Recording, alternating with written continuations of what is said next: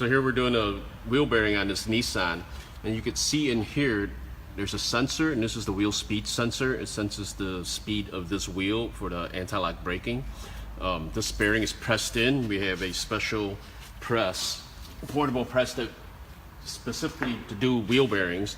Normally you would have to take this whole unit out and press it out, but you're able to press it out here without taking all this off. That minimizes the any kind of damage or risk of damage.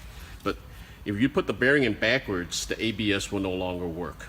So let me show you a real quick trick how to tell which way is the bearing going in, right or wrong. So this is the old bearing that we took out. This is the new bearing that we put in. We're putting in, as you can see, both sides look pretty similar. To tell if the sensor side is correct, there's a magnet inside here. So basically what you do is take a paper clip, and you put it on here. If it holds a paper clip, you're on the magnet side. Same on this one. If it holds a paper clip, it's okay. But if you put it on here and it just falls off, then this would be the wrong side. So this is the side that we need to go in, and that's how you tell.